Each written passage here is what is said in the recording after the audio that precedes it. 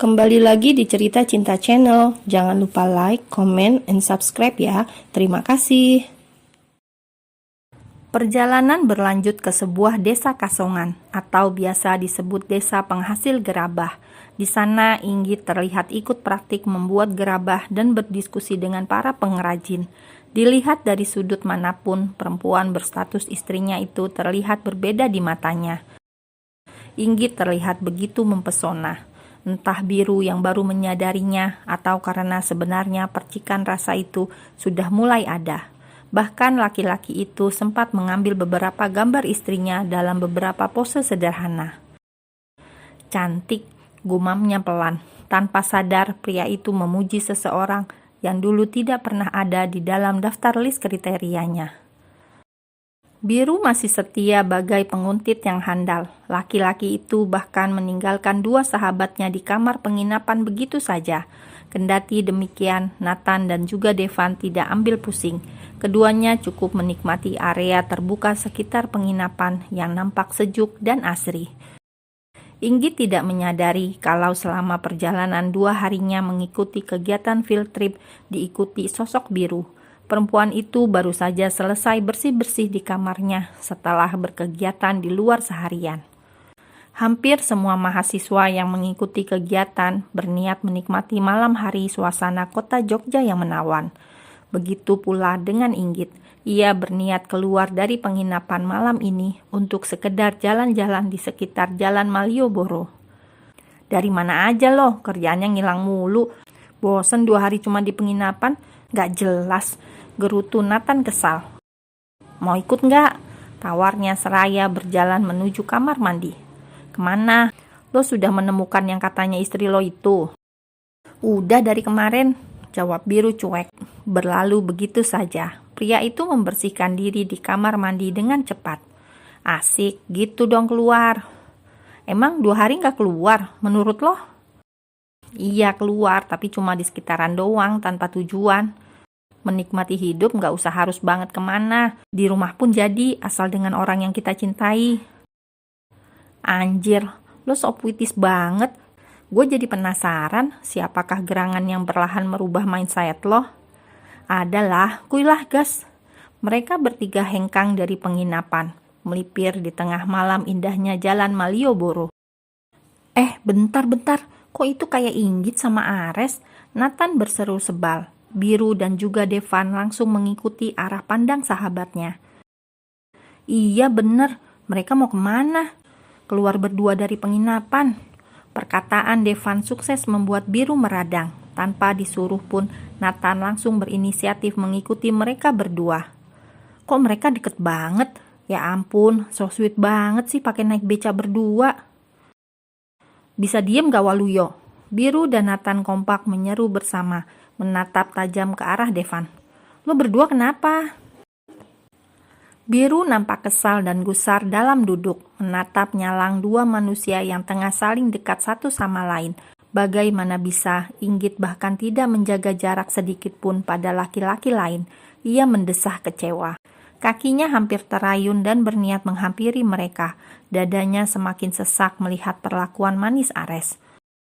Sial, apa yang harus gue lakukan? Manusia macam apa gue selama ini? Biru urungkan niatnya, kepergiannya ke Jogja bahkan tanpa sepengetahuan Inggit. Laki-laki itu tidak mau Inggit tahu dan malah semakin membencinya.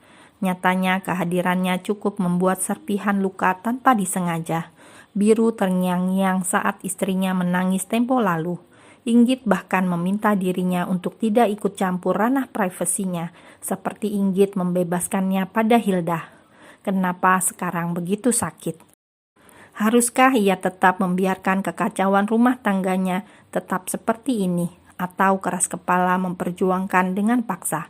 Bagaimana kalau Inggit terlanjur membencinya dan menolak itu? Seandainya Areslah orang yang tepat yang mampu membuat gadis itu bahagia, apakah Biru harus mengikhlaskan? Biru bermuka muram, hatinya panas, tapi ia seperti penonton yang tak mampu berbuat banyak, terus memperhatikan istrinya dari kejauhan. Nathan memarkirkan mobilnya di tempat parkir, sengaja ingin berjalan kaki saja menyusuli Malioboro. Daripada liatin mereka gua panas, kita lebih baik cari sensasi lain. Hibur Nathan lebih kepada diri sendiri. Ia tidak pernah menyangka Biru lebih panas dari dirinya. Lo jalan duluan deh, gue mau ngadem di mobil sebentar. Elak Biru datar. Mereka berpencar di jalan Malioboro. Suasana kota Jogja semakin malam semakin ramai. Nathan dan Devan entah pergi kemana. Biru masih betah bersender di badan mobil seraya meneguk minuman kaleng. Diam-diam ia masih memperhatikan Inggit yang masih asik bercengkrama duduk di sebelah bangku santai pinggir jalanan. Setelah menghabiskan 2 minuman kaleng kemasan, Biru akhirnya memberanikan diri memergoki mereka yang tengah tertawa tanpa perasaan. Inggit, sebenci apapun lo ke gue, lo gak berhak terlalu dekat dengan pria lain. Pernahkah lo berpikir apa yang lo lakukan bisa membuat hati orang terluka? Ucap Biru dengan lantang. Ia langsung menarik tangan Inggit agar menjauh dari Ares. Inggit terkesiap di tempat, tetapi sedetik kemudian gadis itu menepis dengan kasar tangannya yang saling bertautan.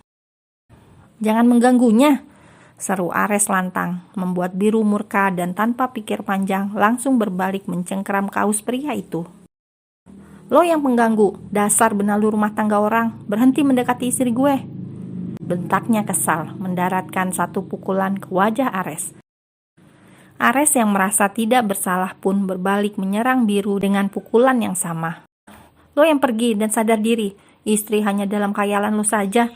Nyatanya lo tidak pernah menganggapnya sebagai istri. Murka Ares lantang. Tangan Biru mengepal sempurna. Ia melayangkan tinju begitu saja. Buk, aduh. Seseorang di dekatnya nampak meringis menahan sakit dan kesal.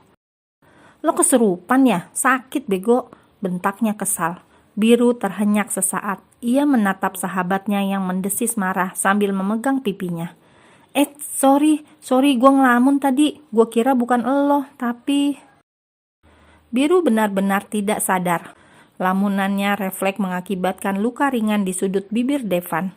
Sakit fokusnya menahan kesal dan rasa muak membuat pria itu berfantasi menyerang Ares yang ternyata khayalannya saja.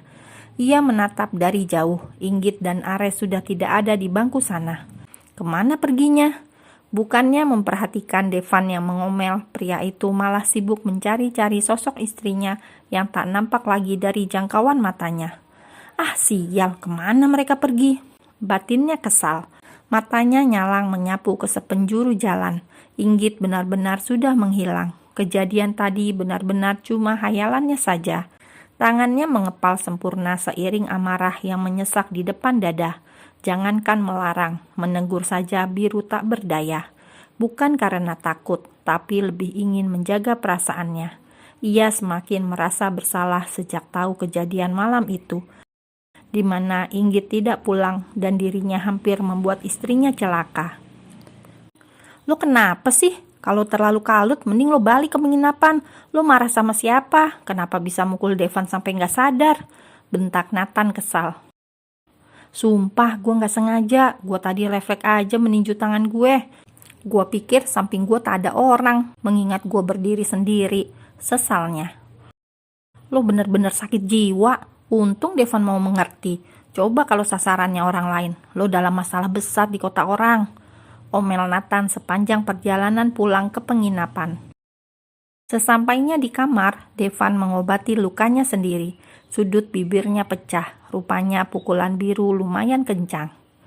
Sorry Dev, gue benar-benar melamun tadi. Sesal Biru meminta maaf. Gue butuh penjelasan. Lo seperti orang yang kesurupan. Aneh.